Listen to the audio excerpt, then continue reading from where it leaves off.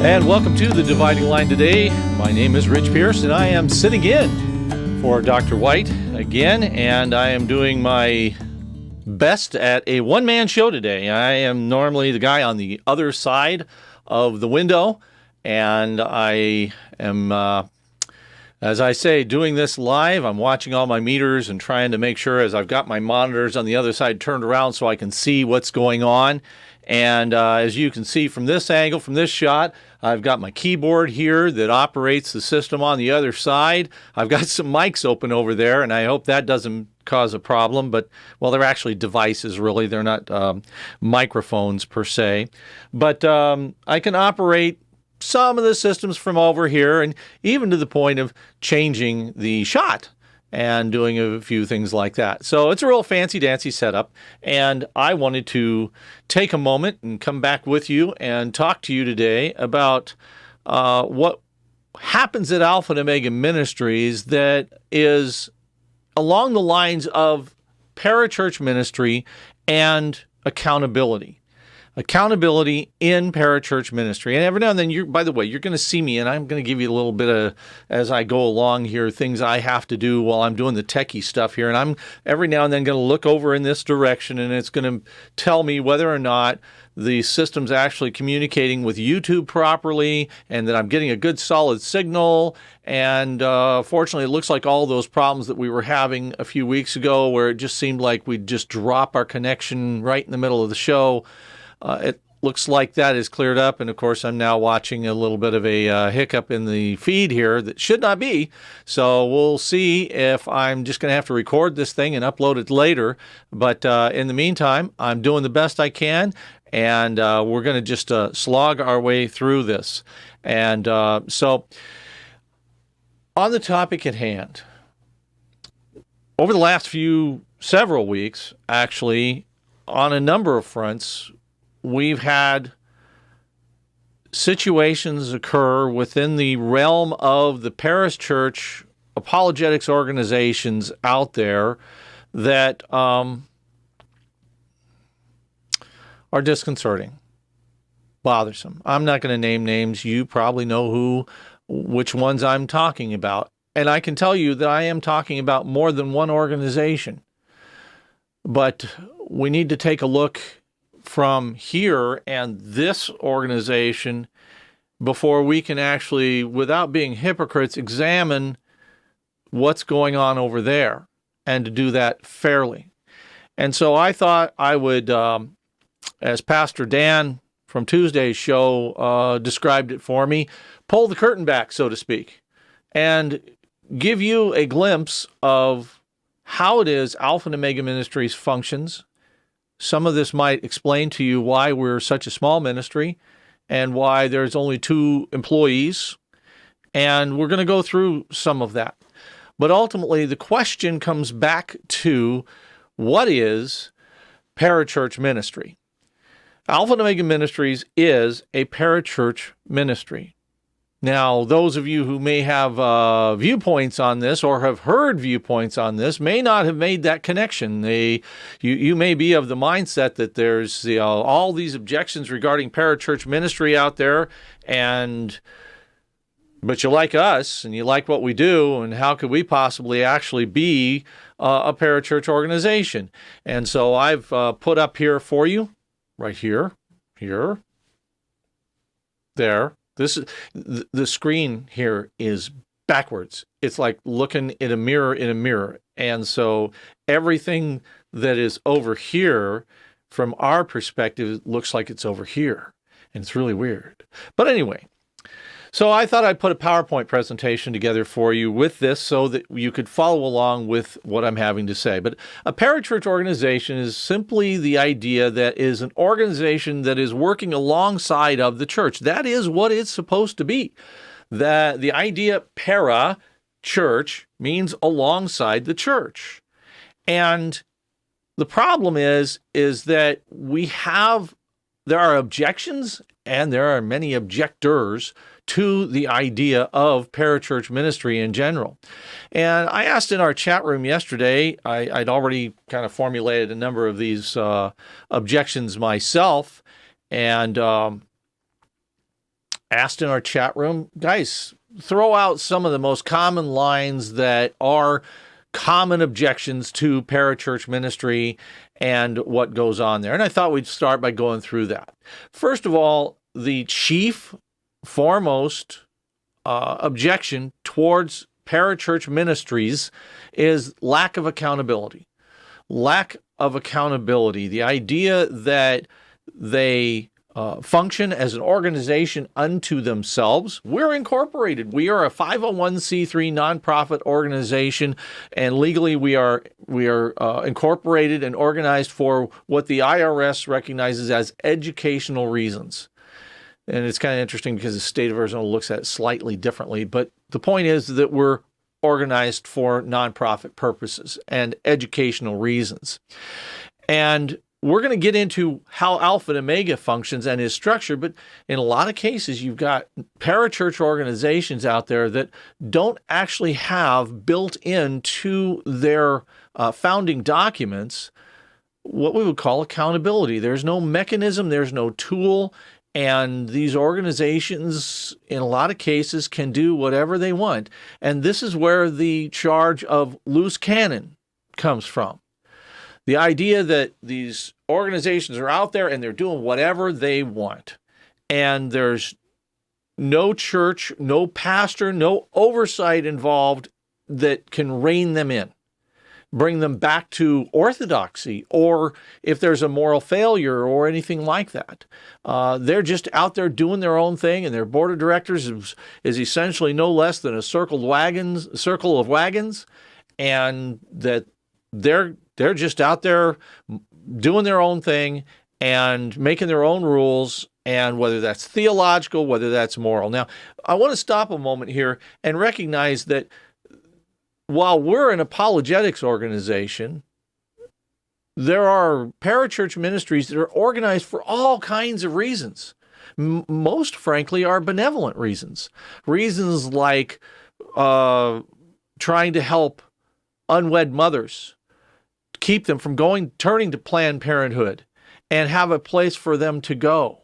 That simple idea. Others may be organized to help the poor, to feed the poor, to clothe the poor, all kinds of different activities and circumstances in these different organizations. And so we need to look much broader than just Alpha and Omega Ministries and how our function in this realm.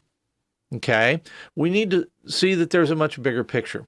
The next objection is that the idea of parachurch ministry is not instituted in Scripture.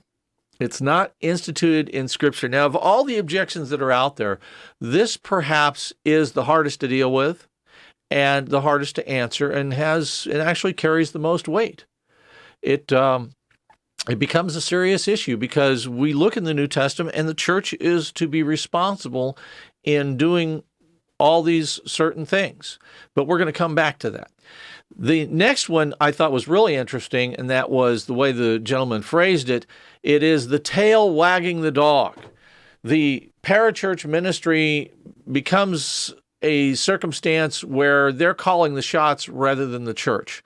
I am mindful of a circumstance a few decades ago that I was aware of, where you have a church that had founded a Christian school. That's another parachurch ministry. Okay, the church had founded this Christian school, and the school was instituted as a separate organization from the church, but the church was to have oversight, and that was built into the founding documents. The problem was, during the recession back then, the church fell into financial difficulty, great financial difficulty. And the property and the oversight of the school wasn't suffering as much as the church was. And the administrators of the school began to feel like, you know what, we can call our own shots. You guys aren't really in a position to tell us what to do, how to do it, what we're to teach, or how we're to teach, let alone how we're to administrate things. And a conflict began to develop between the church and the school that eventually developed into a circumstance where the administrators of the school began calling the shots to the church and telling the church what they were and were not going to do. And that's the tail wagging the dog. It really is a good example of that. By definition, a parachurch ministry is not under church authority. We're going to come back to that one too, because I'm going to challenge that circumstance. And I'm going to break all of these down as we go through. And then, of course, my favorite is the long-distance pastor model. The long-distance pastor model, it's a huge problem. It is a circumstance where you have someone where they don't really want direct personal oversight. If they do go to church, it's in right after the service starts and out just before the service ends. And they don't know anybody in church. They don't want to know anybody in church. And they certainly don't want the pastor to get to know them. They don't want the elders to get to know them. They just want to hit and run. But then suddenly something comes up in their life and they want to be able to call somebody up a long way away and throw out hypotheticals. The problem here is nobody really knows this individual, and that's the circumstance where they're looking for that long-distance pastor. Let's go back to the beginning. In the topic of lack of accountability, as I said, many parachurch organizations operate strictly through their board of directors, and I believe this is a problem, especially when you have a circumstance where sometimes the board has conflicts within. And these conflicts that happen can become political. And what begins to develop out of this is what I call follow the leader. So you can have, on the one hand, a circumstance where the board of directors has conflicts and you get factions developed, and there's the head of the organization, and the follow the leader is, we're just going to defend him. We're just going to defend him or her, whichever the case may be, and keep following the leader, no matter how right or wrong the leader may be in the circumstance. There's also situations that develop where there are genuine conflicts of interest. Genuine conflicts of interest. This I'll flesh out a little bit more later on, but the problem in this circumstance is that when you have people, and this, I see this all the time, it drives me crazy. I just think, what are you guys thinking? Where an organization is, quote, doing business with another organization. And that organization may be providing a service for them. It may be providing materials for them, material support in some sort of way. But ultimately, the organization is paying that company or that organization for a service. And as such, it is rather common, hey, you're running this company over here and you're a pretty smart guy and you're a really good Christian, and we'd like you to be on our board of directors. And now you have a situation to where you have someone you're doing business with that is on your board of directors, and that is an automatic conflict of interest. That individual shouldn't want to be on your board of directors, and you shouldn't want that individual on your board of directors. There's other ways you can reward that person for your relationship, and we'll get into that in a little bit. And then, of course, the politics. Probably the one thing that has kept James and I to be the only employees here at Alpha and Omega Ministries. Neither one of us like politics. We'll get in later on to how Alpha and Omega is structured and the division of resources or the division of responsibilities that goes on here. I don't want to do James's job, and he doesn't want to do my job. And in that fact alone, we complement one another. And we don't have these power struggles that a lot of organizations have, especially apologetics organizations that suffer from power struggles and politics within the organization, trying to get people on my side of the argument versus his side of the argument, et cetera. And we're going to cover more of this later on further as well. The loose cannons question. The loose cannons question is centers on ego. is centers flat right on usually the ego of the person in charge and the egos of the people just underneath the person in charge. This also splashes over into the circumstance with a relationship of the local New Testament church. And later on in this program, we're going to show how very, very important that relationship is. And the question does come up, and I've stated this bluntly on the screen. You can see it. How can someone who specializes in theology submit to a lesser man? Oftentimes, the pastor of a church is seen as a general practitioner, and the theologian as the specialist, or the apologist as the specialist. And sometimes our egos run away with us, and you have a circumstance where you may have a fancy title where you give answers about the Bible, and you're that man. How does that man submit to a pastor of a church of 50 people or 30 people or 2,000 people? We're going to get into that some more too, but that is a serious question in this circumstance, and it goes back to the loose cannon issue as well. Okay? And again, we have strong personalities within the organization competing for control. Again, the politics issue comes up, and we have seen all of this together be the cause of the demise of a number of good organizations over time. People that were talented, they were good at what they were doing, and unfortunately, they just, for whatever reason, couldn't work together because everyone had to be in charge. And next thing you know, the tug of war begins. The not instituted in Scripture objection. Like I said before, this is perhaps the best argument out there. But the fact of the matter is, no matter how you want to break it down, needs exist on many fronts within the Christian church. And I'm sure you have, as well as I have, met pastors that are commonly overworked and just barely keeping up with the direct needs of the congregation.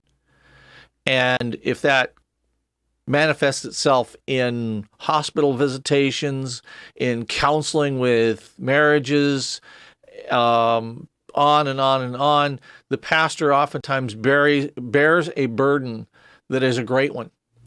And we need to respect the fact that that pastor is doing that job, probably could use 2, 3, maybe 4 more just like him, just to be able to keep up with the workload that he's got. This is often all too common. They're overworked and just barely keeping up. And so there is a need for a specialist who can assist the pastors of multiple churches. And it's just the way it is. And even with organizations like Alpha and Omega Ministries, like so many others like it, the pastors are still overburdened.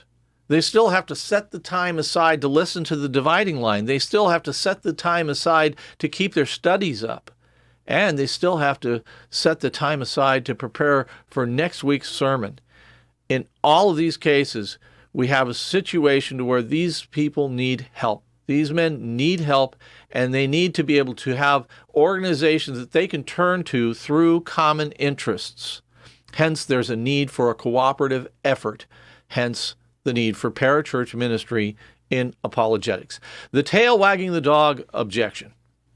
The tail wagging the dog, calling the shots rather than the church. It's far too common a problem. We discussed it a little bit earlier, and we're going to get back to that a little bit later as we look at the other side of the proper role of how the parachurch ministry, remember, alongside, not in front. The point is, if you come alongside someone, you're there to assist them. You're there to assist them, and that means you're assisting them in their task and in their role. We'll get back to that. By definition, a parachurch ministry is not under church authority. By definition, a parachurch ministry is not under church authority. Well, I'm going to say yes and no to that right now, and we're going to get back to that one later. Because you have to understand, it all comes down to the founding documents and the way in which the organization is constituted and structured as to whether or not the parachurch ministry is under church authority. But we'll get back to that more. And then, of course, like I said, my favorite, the long-distance pastor. It is far too common an occurrence, is far too common a mentality. The mentality is reflective of a lot of phone calls that I get. I answer the phones here at Alpha and Omega Ministries, and I get these calls, and the first thing I hear is, I need to talk to Dr. White, or something along those lines. I need to talk to Dr. White. Well, that doesn't just happen. I don't just transfer that call to Dr. White. I start asking questions. Why do you need to talk to Dr. White? He doesn't normally take the phone calls. That's my job. That's why I'm here. How can I help you? I want to be of help. Okay? But then comes back, but I need to talk to Dr. White. Okay, as I said, though, he's not normally available for calls. How can I help you? And I'll just repeat that. And as I press in, it begins to come out. There's some circumstance in this individual's life that they need help with, and they've seen James in debates, or they've seen the dividing line, or whatever it is that's going on with them, and they, quote, need him to be their pastor right now.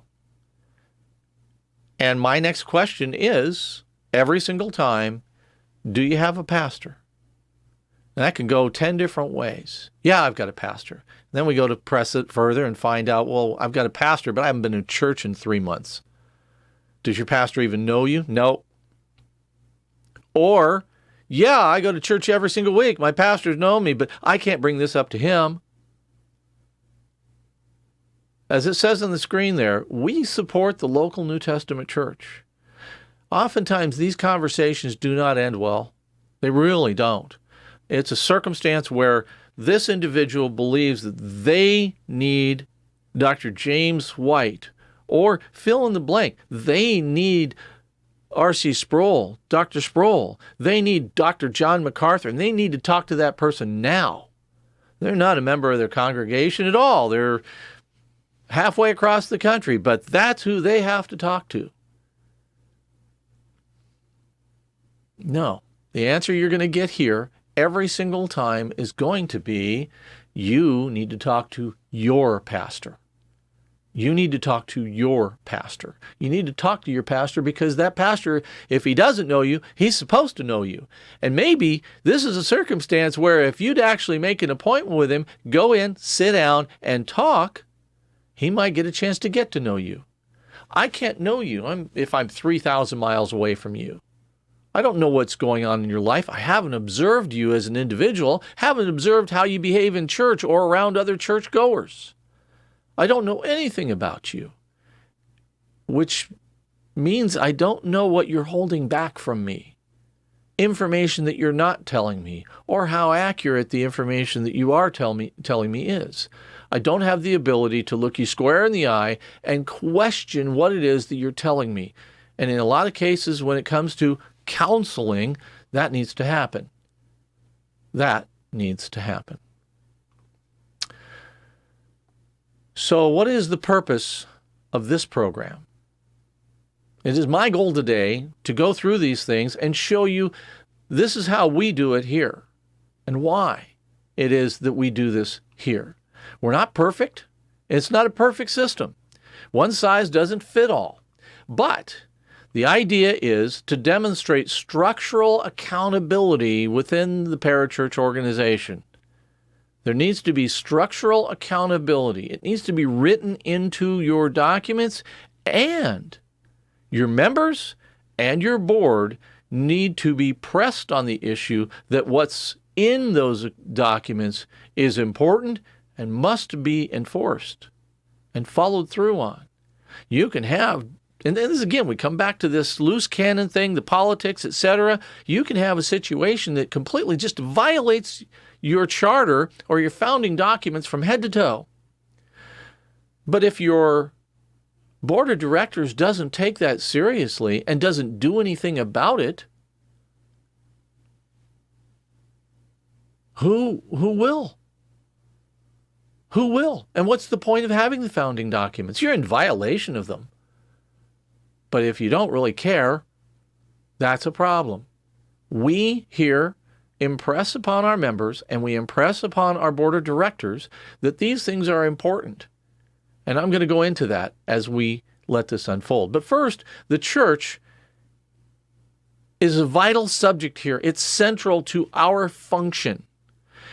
We're not here to take the place of the local church. Let me repeat that. We are not here to take the place of the local New Testament church. However, it is our role to come alongside that church with assistance, and that's multiple churches around the country. We get calls from pastors. Sometimes those calls really bother me because the questions that are coming across, I just kind of sit back and go, wow, you're asking me this and you're the pastor? But that's a whole different subject, whole different program. But the point is, we're here doing Christian apologetics. We're specializing, and it is our place, it is our situation as a organization alongside the church. The pastor calls me up and starts asking me about King James onlyism and how it's about to split his church. Because some people came in from the outside and they became friends with a whole lot of people, and he didn't know it, but they were actually teaching these people inside their home, and now suddenly he's got half the church ready to walk out on him if he doesn't start teaching from a King James Bible and preaching that that's the only Bible you can use.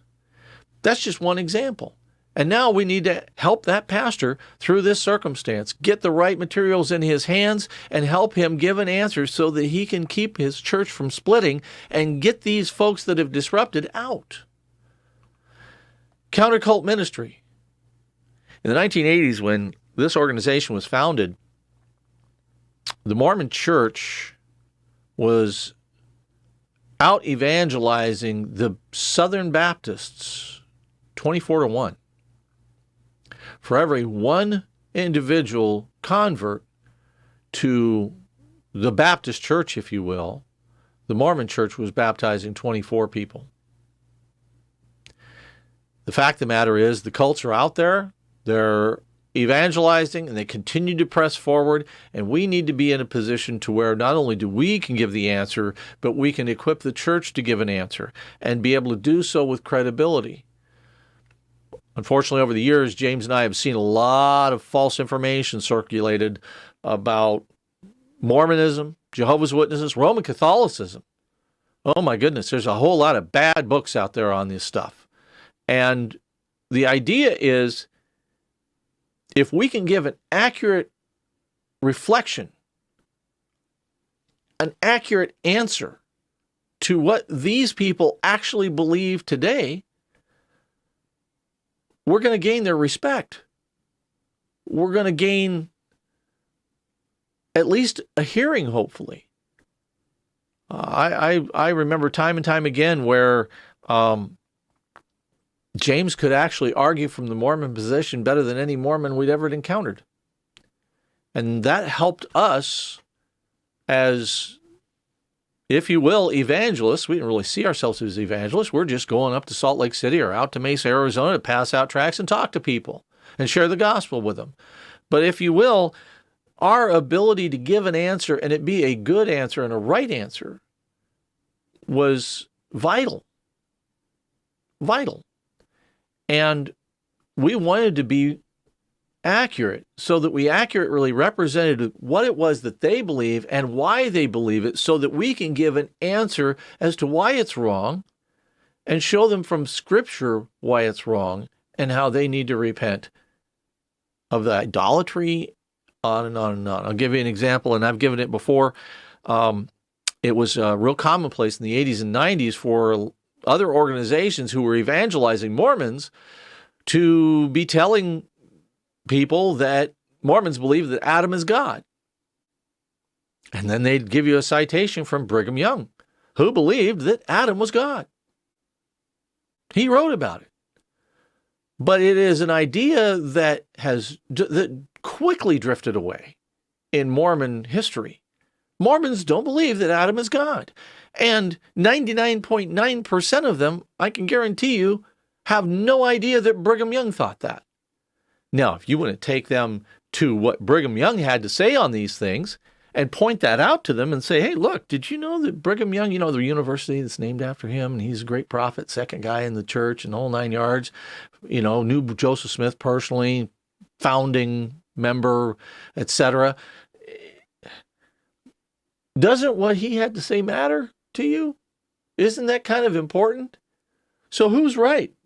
Brigham Young or your leaders today who say he was wrong?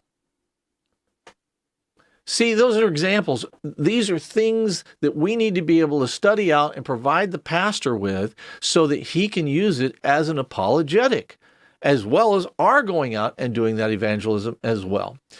And then, of course, premier, that we're here as a theological resource for pastors and church members alike, Christians in general. The fact of the matter is, if we can build up and edify the saints to be better theologians, this is why James always says theology matters.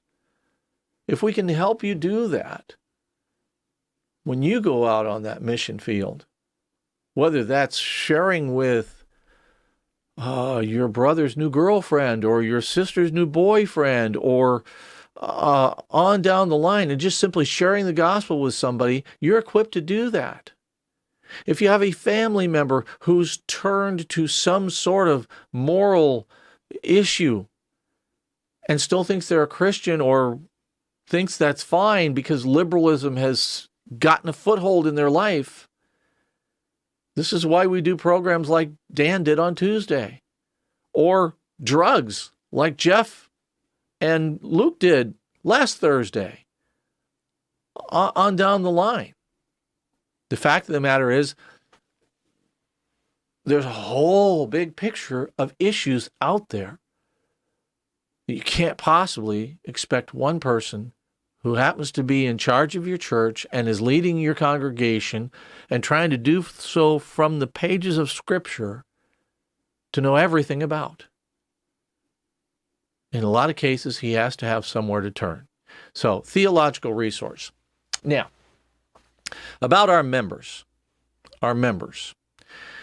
While they are on the same page, a lot of people may not realize this, our members, the actual official members of the Alpha and Omega Ministries Corporation, there's such a thing, come from various churches, most of them around the valley here in Phoenix, in the valley. But our founding documents have guidelines as to what they're required to do. And one of the things, we have a statement of faith online you can look at. They're required to affirm at least our statement of faith. Okay? But if you look at that statement of faith, you can quickly realize that our members don't even have to be reformed. No, that's right. Our members don't even have to be reformed. When I became a member of Alpha and Omega Ministries in the 1980s, I was not reformed. Not by a long shot. And eventually, I think I may have told this before, but eventually I'm sitting in a classroom with James White, who's probably 23, I'm maybe 25, and he's going through something called the 5 Points of Calvinism. Never heard of it before. And I'm objecting to 4 out of 5 points strenuously, even to the point to where about halfway through he had to ask me to be quiet so that he could actually finish the lesson before the night was over. And I had absolutely no reason to embrace the 5th point where I was at. But the point is that God didn't leave me there, and the members of Alpha and Omega Ministries at the time saw that I had a thirst for theology and apologetics and wanted to be a part of it. And I was invited to become a member, and I wasn't even reformed. So there. And that's the point coming up next, and that is we are independent thinkers. We are not, as some seem to have characterized us, as a group of people who are all sharing the same brain. That's right, folks. I have actually been known to have thoughts that were my own. And so do all of our members. And they are encouraged to do so. It's just that simple. And our members speak their own minds accordingly. There are differing viewpoints, and yet we come together with a common goal. But this organization doesn't function over them in an authoritative or dogmatic manner. It doesn't function over them in an authoritative or dogmatic manner. Look, we have the central Christian doctrines, okay? And it's awful hard to be in our midst if you're not Reformed. So I think we are to a point where we can honestly say the vast majority, if not all, of our members are Reformed. But like I said, we don't all go to the same churches. And we're not going to dogmatically pound that table. At the same time, there are things that are not negotiable. They are that's the orb in which we call the local New Testament church. And that New Testament church has a certain amount of minimums in it. A belief in the Trinity, the five solas, on and on. The idea of scriptural authority, those are all within the broad definition of New Testament church. And so even with that concept in mind, we're all of a like mind on that point. You may still hear or see our members taking various viewpoints. I've got a Facebook feed going on right now, and I've got members of this organization taking an absolutely 180-degree diametrically opposed position than I'm taking on how Facebook should work. Now, that's just an example. It's not theological, but it's just an example. Okay? And how Christians should function or conduct themselves on Facebook. And you know what? They're entitled to do that. They're allowed to do that. They have minds of their own, and they're encouraged to do so. Now, we're about halfway through our time here, and it's probably going to speed up here a little bit, but I want to go through our structure, the structure of Alpha and Omega Ministries. Alpha and Omega Ministries is incorporated in a structure that is three tiers, three levels of participation officially in this organization. The very first level of participation is membership. In order to be a member, you have to have actually been voted in as a member of Alpha and Omega Ministries. And in order to be removed as a member, it takes a 2/3 majority vote of all of the members in order to do that. We have a board of directors on top of that. And we have corporate officers, which that's James, myself, a gentleman by the name of Mike Porter, and that's kind of the constitution of the officers in itself, or the construction of it. But let's break down the membership issue for starters. I need to take myself a little water here. It does seem that the YouTube feed is kind of bouncing around. Pardon me a moment. I don't know how he does it, but let's press on. So the issue of membership. For our membership, we have annual meetings, and this is instituted in our bylaws that we are to at least have annual meetings. During an annual meeting, we will give reports. James will give a ministry update to all the members present, etc., and all members must affirm something. That's right. Annually. We didn't do this in the beginning, but we had some circumstances that cropped up over the years, and we learned we got to do this every single year and make sure that everybody understands this, and they affirm before the rest of the members every year that they are members in good standing, presently members in good standing of a local New Testament church. They must affirm that.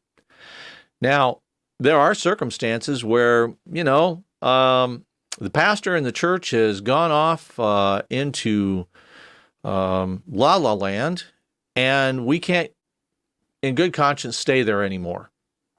And so we're looking for a new church. They're instructed to simply communicate with me. Let me know what's going on. We call this a time of pilgrimage. a pilgrimage where you're searching for a new place to be. And it very well may also be a circumstance as simple as we're moving from one side of the town to the other side of the town, or we're moving to another city altogether. And before we get our feet on the ground, we need to find a new church. And in the meantime, we're no longer a member of the church that we were at. Simple as that. But they're told annually, you need to communicate with me as the president and let me know what's going on with you. Keep me apprised of what's going on with you. And when you do put roots down somewhere, you need to let me know and have that pastor call me. It's just that simple. Let me know you're a member in good standing. Okay? And there's also that emphasis on that last part too. In good standing. You're required. Now, the membership also elects the board members annually. That's right, annually. A lot of organizations out there will put 4-year terms or 2-year terms on an office of the board of directors. We don't do that. Our board members are either reaffirmed annually through a new vote, or new board members are moved in, and board members who don't want to be, or maybe we don't want them to be a board member anymore, are moved out. But the point is that every year we take a vote on our board membership, and that is done by the actual general membership. Again, we are churchmen, and the idea of accountability comes through the church. Accountability comes through the church. If you are a member in good standing of a local New Testament church, then there is a pastoral role in your life. There also needs to be a pastoral role, and that's every single member. I'm a member, James is a member, and we have a number of other members. In that place, we're all on the same level, okay? And we all are required to be churchmen. Whatever the role, there needs to be a pastoral role in the life of the apologist. And in theory, you don't really join this organization or become a part of it unless you are an apologist on whatever level you are. So, and then lastly, member candidates must be recommended by an existing member. Somebody who's a part of our organization, who's been vouched for and is on the inside already, needs to be willing to vouch for that new member in order to bring them into the fold. So it's not a circumstance where you can walk an aisle, or you can raise your hand, or you can just knock on the door and say, I want to be a member. Or, I get a kick out of this one, the one where you can go online and simply sign up and be a member. No, we don't work that way. Not here. No. We need to know you, and if we don't know you real well, but we want to get to know you, we need to know that somebody else does, somebody that we can trust their word. And if you're a member here, that means you're a member in good standing in your local church. And we're going to take your word for it as you vouch for this individual. Our board of directors. The board of directors of Alpha and Omega Ministries is, as I said, voted annually into office by the membership. And the chief responsibility of the board of directors really is the appointment of officers. And guess what? Not 4-year terms, not life terms, not 2-year terms or 10-year terms, annually. Every single year, the officers of the corporation must be affirmed or someone else elected to that office every year. The board of directors is also responsible to hear and approve of the annual financial report as well as last year's minutes. And of course, the membership meeting does that as well. These are separate meetings, by the way. Now, the membership is allowed to observe the open board meeting. And there are circumstances where sometimes we have to take up a matter that's sensitive, and just like any other, Robert's Rules of Orders, we go into executive session. We rarely do that, but that's one of those circumstances. And the board of directors, each individual is subject to a conflict of interest statement. We have a conflict of interest statement. And if you're going to accept the office of a director here at Alpha and Omega Ministries on the board, you have to affirm that you do not represent nor have been doing business with Alpha and Omega Ministries. You can't do it. So now you can be a member and be someone who, and this is what I meant earlier, that guy who's running that business, and we look and we go, you know what? one of our members goes, this guy's really great. This guy's a solid believer. This guy's apologetically minded, on and on and on, but we do business with him. But we want them on board. We want them to be part of our organization officially in an official capacity to where they can tell others they are an official member of Alpha and Omega Ministries. And that means something. It really does. And so that person isn't subject to the conflict of interest statement because they're not in a participatory role in the decision-making processes that go on in the operation of the ministry. So they're two layers removed from that. And so in that circumstance, that's fine, and that's how we would bring that individual in as a member, but that person could not be a member of the board of directors because they have a conflict of interest. The officers of the corporation. The officers of the corporation are responsible for the day-to-day operations of Alpha and Omega Ministries, and there is a division of responsibilities, twofold, 2 layers of responsibilities. Now, you've heard James introduced as the director of Alpha and Omega Ministries. His actual title is Director of Ministries. We shorten that up officially, and we just call him the director of Alpha and Omega Ministries. But his role is Director of Ministries, and my role here is President. I'm responsible for the administration of the organization, and he is responsible for the theological direction of the organization. So he sets the tone, he sets the pace, and I make sure it happens. It's that simple. I make sure that the bills get paid. I make sure that the lights stay on. I make sure that the YouTube feed goes on and off, as it apparently is doing today. So I'll have to upload this later, I guess, and put a new deal up there. I spoke too soon, I guess. I don't know. Anyway, so the president is responsible for the administration to make things, I make things go. That's right. I'm the ministry pack lid. So, but anyway, moving along. So I've thrown all this out in this structure, and all of this comes back to one simple question. What if? What if? Thinking forward, because we need to be doing that. We may not be in the circumstances right now, and we're not, where we have an internal issue, but the fact of the matter is, in 1983, 2 guys went to a lawyer's office in the summer of 1983 and said, we would like to start up a ministry, and we want it to be a nonprofit organization, and we want it to have accountability. And in so doing, these 2 young men, one by the name of Mike Beliveau and the other by the name of James White, drafted wisdom in their founding documents. I've already gone through those things for you as to how that works. But that wisdom in the founding documents was all about a just in case so that there would be integrity in the organization in perpetuity. The idea that if there was moral or theological failure within the organization, there was a process of accountability in that organization that actually mattered.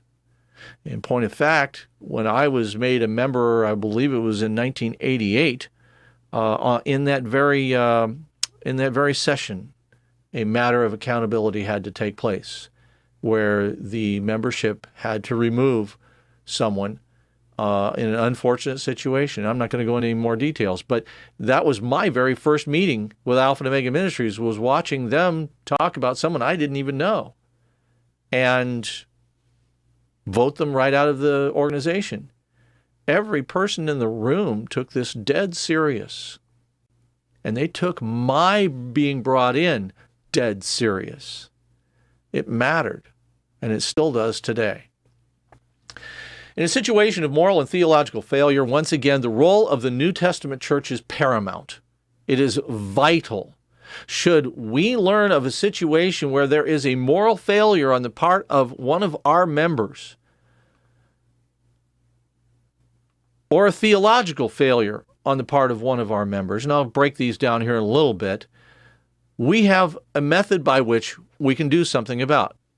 In the situation of moral failure, There is first a confrontation. We bring the matter to the individual. It is not for us to sort it out. It is not for us to adjudicate it in any way, shape, or form. The bottom line is the charge is there, and we're confronting this individual with the charge, and we've seen legitimate evidence to back it up that we need to say something. But it's not for us to go any further. The confrontation is you are to present yourself to your elders. You are to tell your elders what the situation is. And we must hear from the elders with a phone call or an email, some level of communication that it lets us know that you've done this, that you have presented yourself to them to put yourself under their authority. If we don't hear from the elders, oh my, what will we do? No, if we don't hear from the elders, we're going to make the call to the elders. How are we going to do that? Because we know where you go to church, because we require you to affirm that and communicate with that you are presently, every single year, a member in good standing of a local New Testament church. And so we know these things, okay? So we must hear from the elders, and then, of course, theoretically, the elders are either going to tell us, hey, this is not right, this is garbage, and this person is being smeared, and accordingly, you need to stand by them, and we're going to stand by them. Hasn't happened yet. What usually happens is discipline follows. That church then brings that church member under church discipline. And that can present itself in a number of different forms, one of which is most common and you hope for, and that is that person is now going to meet with one of the elders, and the elders are going to come alongside that person and work their way through whatever that matter is. But while this time is ongoing, the person is considered not in good standing, even though that person is still a member of that church. Now you see why the good standing clause is there. They must be both a member and in good standing. Wisdom on the part of a couple of young men in 1983. Therefore, being not in good standing, they are in violation of their membership of this corporation. And accordingly, we require their immediate resignation, or we will convene the membership and remove them. Now, this may be a permanent move, or it may be a temporary one until a restoration has occurred on the part of the elders. But even so, that person's place in this circumstance is right back at square one. Someone must vouch for them, and the membership body must vote them in, must accept them. This is a hard path to take after this, because the membership body knows what's happened, and they're going to have a whole lot of questions for this individual before they're going to vote for him. But restoration can happen, and the person can be brought back in through that process as a member in good standing of a local New Testament church. And so that would be the moral failure route in this circumstance. In the event of theological failure, theological failure requires a suspension of church membership. In theory, if you're a member of a local New Testament church, you've been going to a Trinitarian church that believes in the five solas, that has a minimum level of orthodoxy that meets the standards of our statement of faith. We wouldn't have brought you in otherwise. So that's already a given. But let's say we have a circumstance where we have a member who's been a member in good standing of a Bible-believing, Scripture-based Trinitarian church and begins teasing with the idea of oneness Pentecostalism. We would consider that to be a theological failure. Number one, our relationship with you is based on your being a part of this church in good standing. And if you're going to drift off to this church over here and give it any kind of serious consideration, it's an automatic suspension of membership, because it's a violation of the clause that requires you to be a member of a local New Testament church, which is, again, part and parcel of our statement of faith. But these things get drilled down a little bit further within the confines of the membership's process. So if you have a circumstance where someone is engaging in theological failure, and they're teasing with the idea of maybe going to Rome, and I find out about that, or James finds out, or any other member of this corporation finds out about that, we're right back to that confrontation issue. And I'm going to demand repentance on the part of this person, going right back to the same process we had with moral failure, that they present themselves to their elders, and this theological crisis that they may be going through, whatever it is, be addressed. And while it's addressed, they're no longer a member in good standing and need to either resign or be removed. And this issue is to be addressed by the local New Testament church, and eventually, if repentance occurs to the satisfaction of the elders and they are restored, that person is brought back to us for the consideration of membership. And yes, we're going to begin asking a bunch of questions about, okay, where are you at now? What is the chance of you going back in or teasing with this idea again? Maybe this isn't the right environment for you. And we're going to go down that road too. And I see my time is fleeting here, but we're going to continue on, press forward. I decided when I set this up, I'm going to go as long as I possibly can, or long as it takes to complete the slideshow. So we have just a few more slides left, and let's continue on. So in theological failure, what does not, and I should have probably broken this out a little bit better, it does not include the idea of just moving, they're on a pilgrimage, changes in the church itself, forcing the need to find a new church to go to.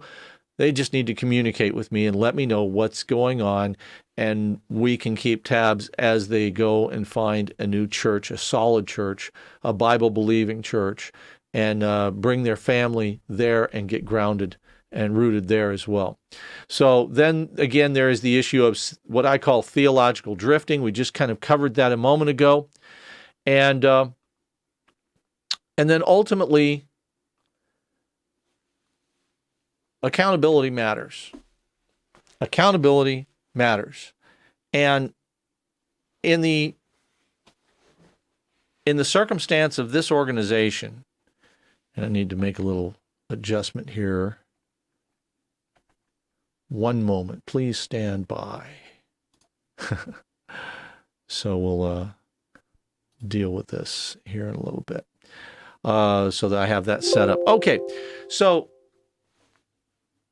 back to the general idea of accountability in parachurch ministry. Now, you may have a circumstance in mind and wonder how in the world this happened. Either founding documents did not include these kinds of things that I've just gone through with Alpha and Omega Ministries and how we are constituted in such a way that you look at Dr. White, not only is he a member in good standing of his church, he is an elder in his church, and that is taken seriously. Our members are members of their churches, and they take that seriously, and they take their role here seriously because we impress that upon them. We want them to be serious churchmen, understanding that we take it dead serious too. And so all of that together finds you the ministry in a circumstance where if accountability has to be exercised, if a circumstance presents itself where even as high as myself or Dr. White's position becomes jeopardized, our membership will not fear, and they won't shrink back. They'll do what it takes. There's actually pastors of churches in the valley here that I've already talked to. I talk about this all the time. Drive people crazy. But the point is that if we had a circumstance where the board of directors had to face a theological crisis with myself or Dr. White or another officer, and they needed advice. I mean, these are folks from all kinds of walks of life. There are pastors who would come in and advise them, even if they brought in their own pastors that would come in and give advice. The point is that if you don't have the accountability that is rooted in the local New Testament church, recognizing that if we're biblical men and women, then the very first thing that comes to our mind, no matter how high up on the theological scale our brain may be, the Bible tells us first and foremost to be humble. And that means our desire is to submit to the man of God in that church. And we see in Dr. White's circumstance, he is an elder. I'm not an elder in my church, but I belong to King's Church, John Sampson's church. He's my elder, so is Doug Bruner. We have a plurality of elders, okay? We're only about 25 of us right now, and we're still trying to grow. But I teach Sunday school. And Doug is sitting there every single Sunday participating as an elder as well as someone in the Sunday school. It's accountability. It's just built in. It's part of who we are. And if the organization that you're looking at doesn't have those values as they do Christian ministry, trying to come alongside the church and help, there's something wrong. There's something wrong. The bottom line is these guys need to have that relationship all of the time. So, with that, I have gone over my time. I thank you for being a part of this. And as I send us out, let's use that program. I want to thank you for joining me today. It's been a joy to be a part of this. And pray for Dr. White as he travels back home this Saturday. And pray that we will be able to have a new program with him on board, back in telling us about his very long trip to Europe on Tuesday. Blessings.